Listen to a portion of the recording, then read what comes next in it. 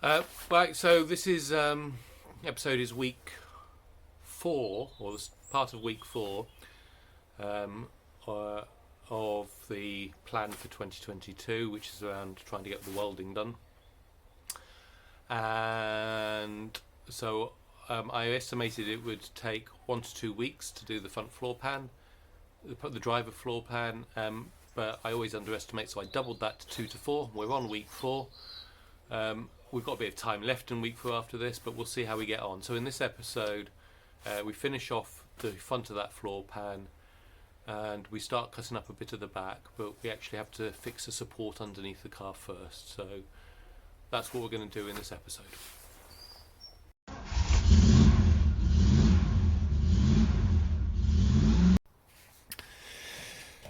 So in the last video I said I was planning to get the whole of the driver's floor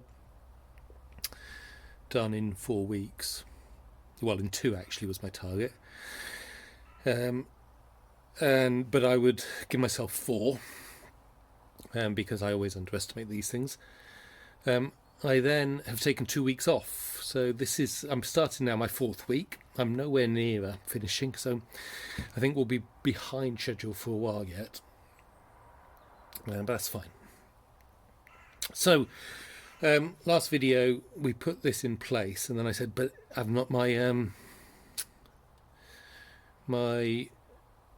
plug welds had all come loose, and people have been trying to give me some tips on it.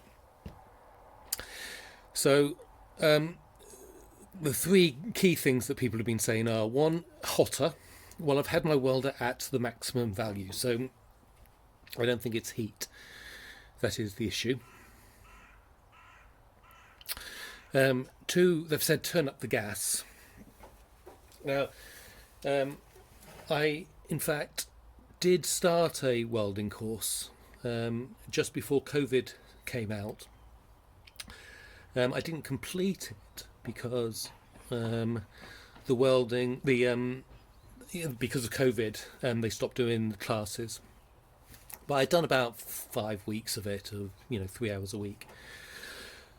And one of the key things and it's hard to believe my welding's still so bad, even that. But I tell you what, with the welders they had there and working, kind of under really good lights and with new metal and all of that, it's a lot easier.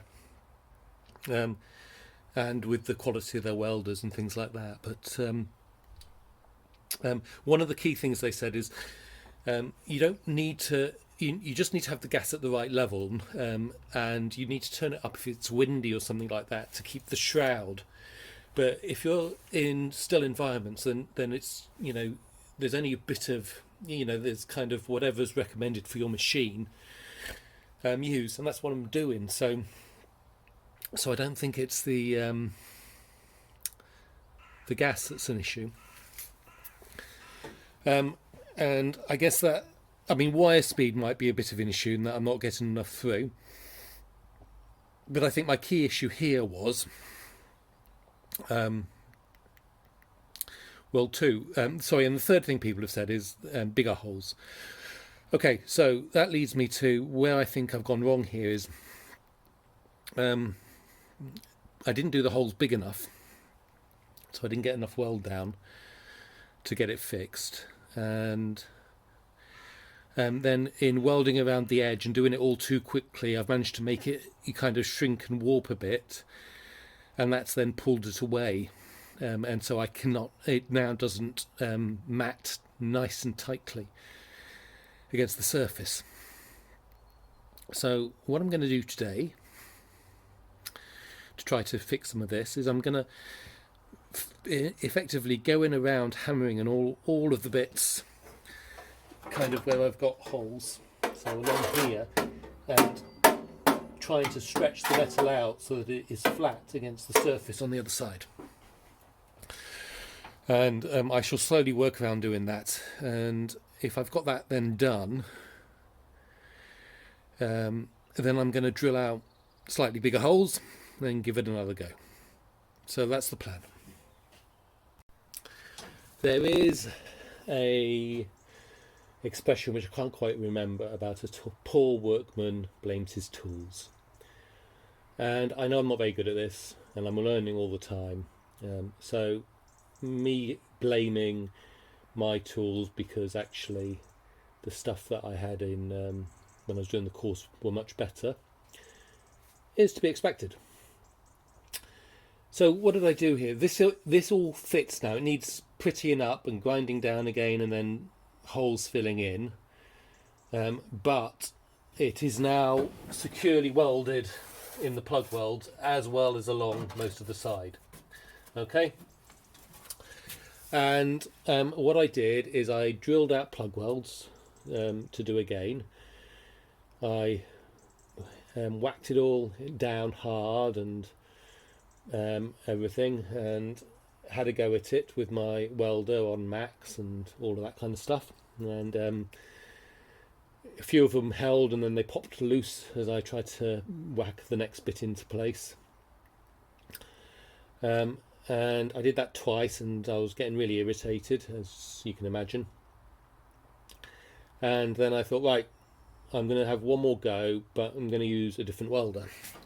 And so I got out my little no gas welder. So this is a no gas MIG welder, and I don't use it because on the car because it's, you know, the instructions say you can't weld anything under 1.6 mil because it just melts through it, which is exactly what it did. But by doing really short bursts with that, each hole, you know, I welded it once, banged in the next hole, and just went around, and they all held. So when I said heat wasn't the problem, well, with the old the gas welder on max, it simply couldn't hold it. And you know, there's a lot of places where it doesn't hold it very well, where with this no gas one, it does. So I don't know if that's because my gas welder really isn't up to it. And those of you in the UK would probably recognise Clark. And you know, I thought that would be good enough for what I use, but clearly for plug welds it's not. Anyway, so we're going to stop now for the night. Tomorrow we will move back to this, and we will fix this hole here and weld that up.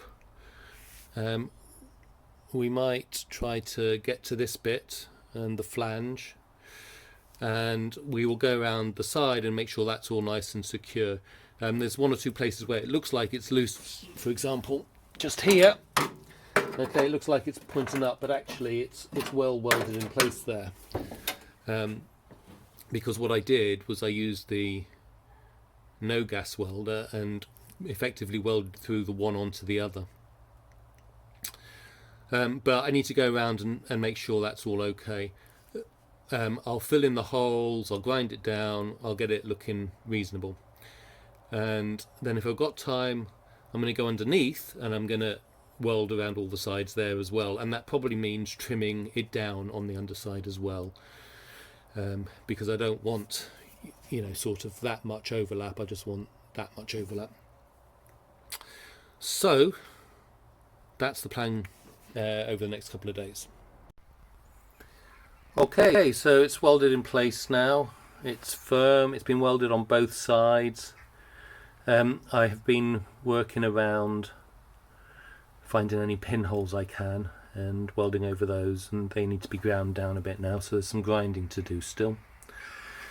It's a shame about this area here where I've had to patch it quite a lot, but you know, overall, as a panel, self-built, first attempt at anything that complicated in one piece. I mean, I've done other bits, I guess, like the nose, but I'm quite pleased and quite disappointed at the same time. Anyway, I think that should be okay. I need to do a bit of grinding first. It's welded on the inside, it's welded on the outside. I need to do a little flange just over here, so I'm going to do that next. Yeah, we're going to stop there for today. So we've got that bit in. I'm going to have to do some grinding, and I've got some pinholes there still, which I need to saw. But that's all in place now, which means I've got the front bit done. So plan is to move to this bit next. Okay, I'm not going to do the back because I think that's in pretty good condition, but I'm going to have to come back to here where I do have holes. So the plan is to take this out again, as I did for the other side, and then to make a piece that goes from here to about here, probably somewhere around there, and we'll fold it up here, but we won't take out the strengthener piece for the transmission, for the gearbox. So we're going to do something that comes, I guess, like here, down, along, across, and back, and then bends down in here, which means I'll probably do it in a couple of pieces again, 2 or 3 pieces like last time. Yeah, but that's what we'll start next. So I started with the plan of taking the whole of this bit out, but when I was looking at, I was working through it and I was struggling, blah blah blah blah blah. But when I went underneath, the metal over here under this is actually pretty good. It's all over here that it wasn't, so I decided to cut across here and just take out this bit. So I'll have to weld that all back in, clean it off and all of that kind of stuff, but that's okay. So my next bit is I'm going to try to just trim this little bit in the middle out, and that will allow me to get in and fix this bit which is underneath, and I'm just going to show you that from underneath, if the light's any good. And no, the light's awful. Right, hang on.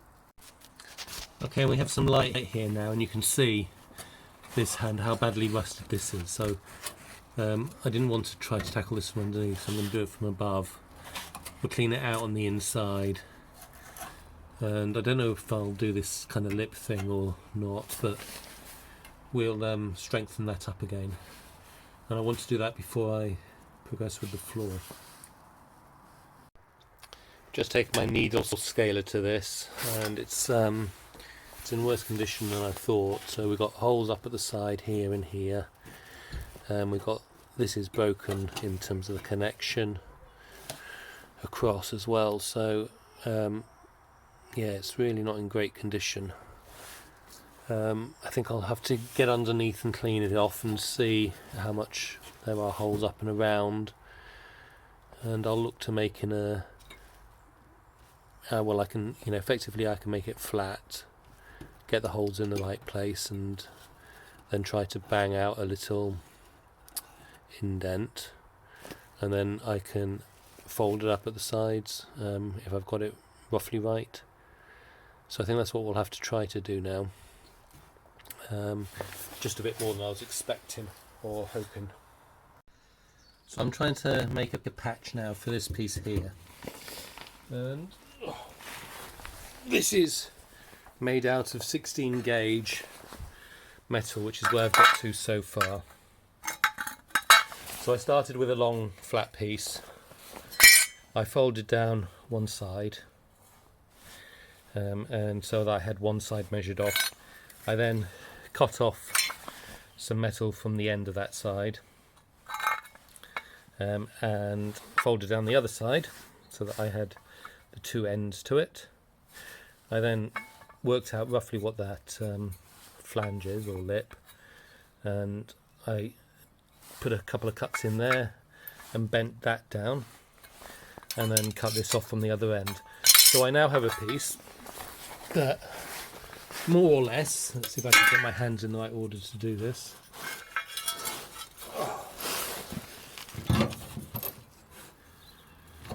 Okay, so that looks like a reasonable fit. Obviously this needs to bend over on both sides, these bits here, but I was going to do that after I'd welded it in place, to be honest. And what I'm trying to decide is, you see, I don't really want to draw out these spot welds, and I'd rather come in around here, okay, and just do a weld all the way around it, so cut it to that shape. But if we get in here, it's really rusty here, and so I suspect it's rusty under there. In fact, I could probably go and check from the other side. So it's really rusty here, and so I'm thinking I'm going to cut these out. I just don't want to. So I'm trying to convince myself one way or another. It looks like it's got 3 spot welds right at the edge. 1, 2, 3. I can't feel any indent anywhere else.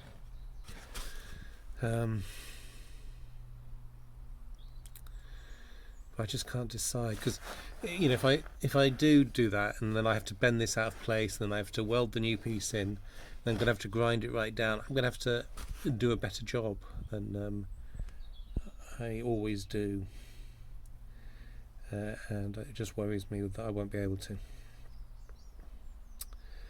So I'm thinking,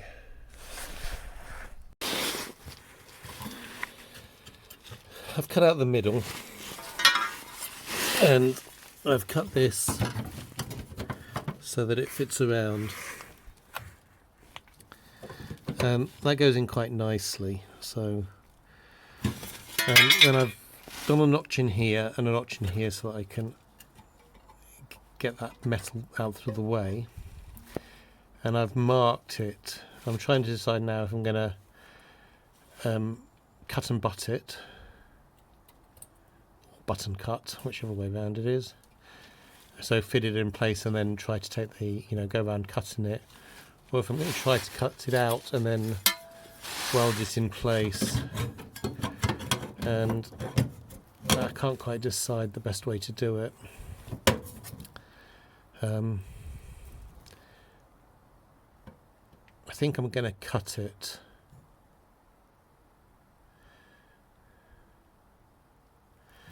Yeah, I think I'm going to mark it a bit better, and then I'm going to cut it, and I don't know, but I think that's what I'm going to do. So we're going to stop the episode here, but this is where I've got to. My hole thingy, the ones that expand it, both of them have given out, so we've got it welded in the whole way around. And what I actually did is I cut it out along here, got that fit in as well as I could, and then started slowly going around cutting and butting. I haven't folded over this corner yet. I've done this one, but this is what I've been using for my earth for the welder. So this hasn't been folded over yet. It all obviously needs grinding down. But in order to fold this over, I need these holes here, which I can't do at the moment, so that's why I'm stopping until I've sorted that out. But we'll drill those, drill here, join them up, fold this over, weld it in place, and then go around and pick up the pinholes. So that's what it looks like on that side. And again, it needs grinding down. And if I can keep my balance, this is what it looks like from the top. So we can see here a bit more easily that we've got pinholes here.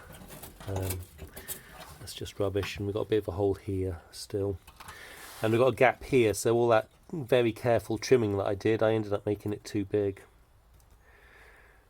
which is a bit of a disappointing.